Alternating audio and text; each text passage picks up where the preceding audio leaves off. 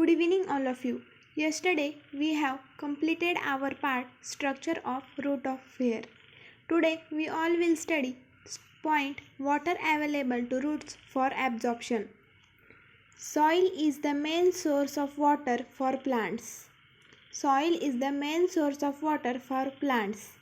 We all know that in most of the plants roots are situated into the soil, that is the ground, whether the plants are kept in the pot or directly into the land. So, the soil is the main source of water plus nutrients for the plant. Plants absorb water from the microenvironment surrounding the root called rhizospheres. So, the roots are situated into the rhizosphere. The soil which is present around the roots is called as rhizosphere, and also the nutrients present in the soil. Okay, so soil is the main source of water for plants, and plants absorb water from the microenvironment surrounding the root called as rhizosphere. So what is rhizosphere? Rhizosphere is the microenvironment which provides water for the roots. Okay, all water present in soil is not for plants. We know that we supply a lot of water for plants. For example, tulsi, our grandmother or mother puts a pot of water every day for tulsi, but does it absorb all the water? No. So all water present in the soil is not available for the plants. Okay, different types of water present in the soil are as follows. Now we are going to study four different types of water, that are hygroscopic water, combined water, gravitational water and capillary water. Okay, first, hygroscopic water, the water which is held very tightly around the soil particles by adhesive forces is called as hygroscopic water.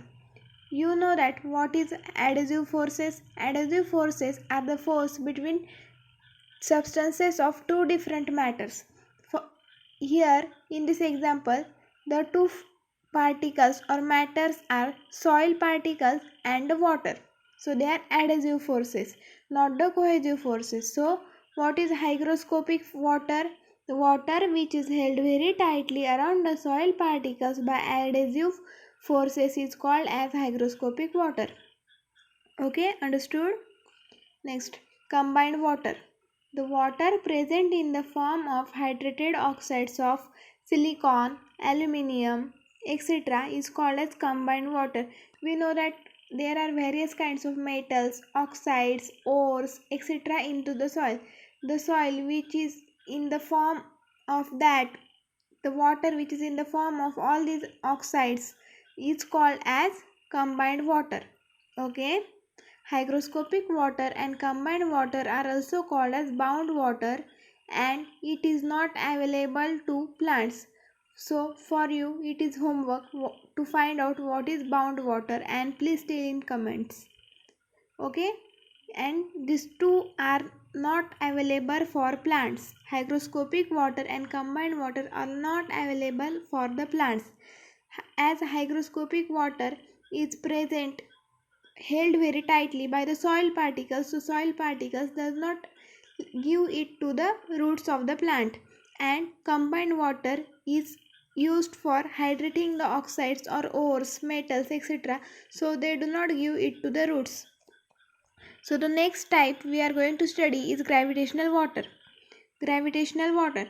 Because of gravitational force, some amount of water goes down through large pores between soil particles and reaches water table is called as gravitational water.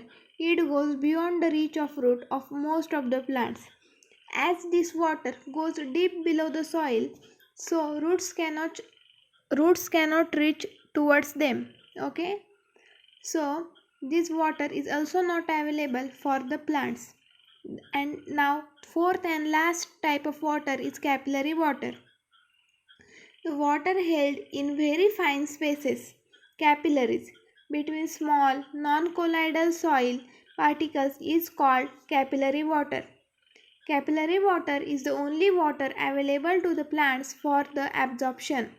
Okay, so the water which is held between the space between the two particles, as we know that there is a minute space between the two soil particles, so the water present between the space is called as capillary water, and it is one of the most important and the only water available for the plants for absorption. Okay, so now we completed the topic water available to roots for absorption.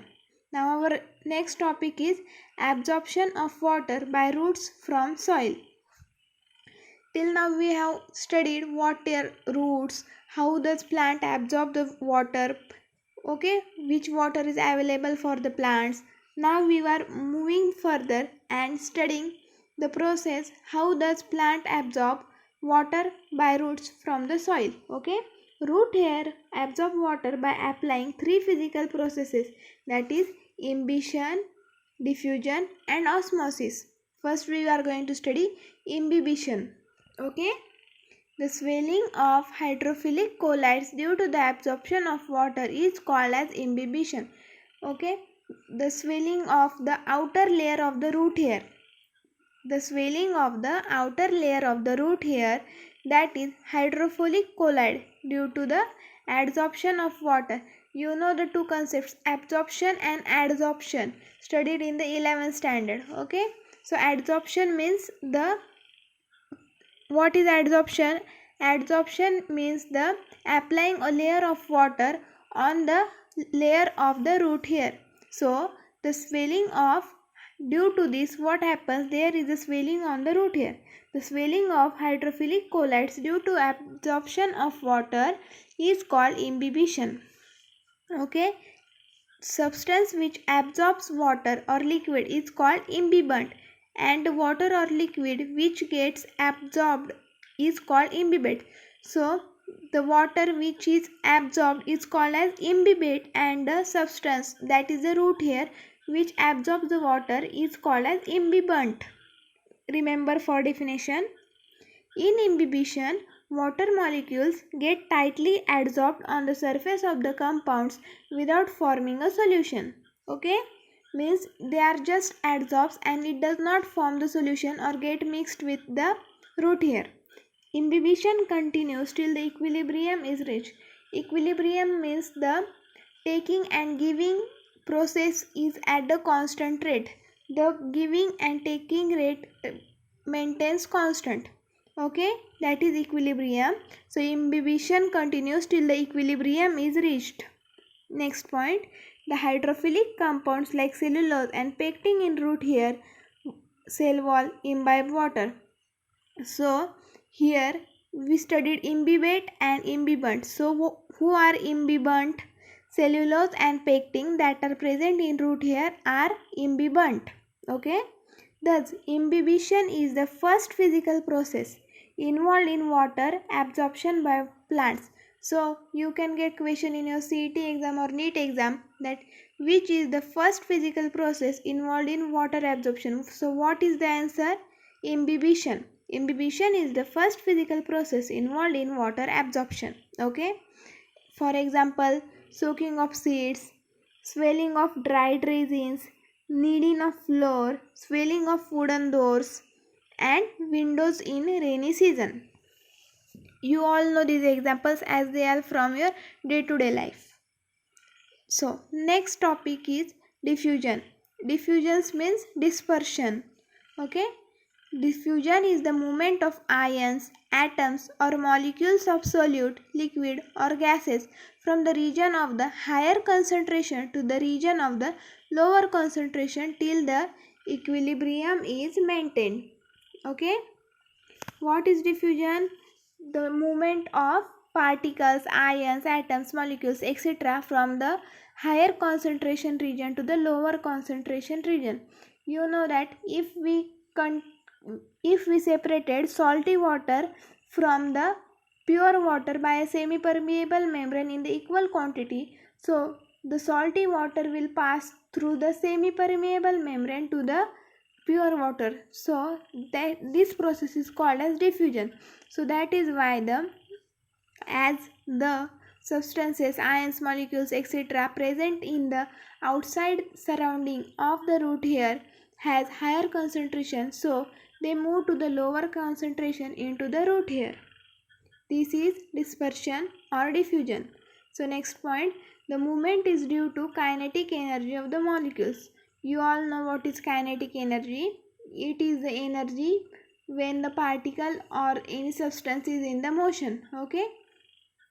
So you can see here outside the cell molecules and inside the cell molecules, and here is the cell membrane, two membranes, selective membrane and completely permeable membranes. Okay, you can see it in your book diagram also. So diffusion helps the water to pass into the cell through cell wall only. The water will reach up to the plasma membrane. See in the diagram, here is the upper orange color dots show cell wall. Water first passes through it and stops till the selectively permeable membrane. Okay.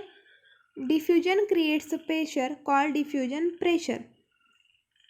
The pressure which is created due to diffusion is called as diffusion pressure. Diffusion pressure is directly proportional to the diffusing particles. As you know, as more there are diffusion particles, the pressure will be more. So, due to this, diffusion pressure is directly proportional to the number of diffusing particles. Diffusion pressure of a pure solvent, that is pure water, is always more. You know the pure solvent, that is universal solvent, is pure water. So diffusion pressure of any pure solvent is always more. Okay. As solute added, dP decreases. As solute is added into the pure solvent, the diffusion pressure decreases. So diffusion pressure of solution is always less than that of the pure water. Okay. Now we will study what is diffusion pressure deficit. The difference between the diffusion pressure of pure solvent and solution is called diffusion pressure deficit. So what is the formula for diffusion pressure deficit? Diffusion pressure of pure water minus diffusion pressure of the solution is equal to diffusion pressure deficit. The term was coined by B.S. Meyer. Okay. The term was coined by B.S. Meyer in 1938, before the independence of our country.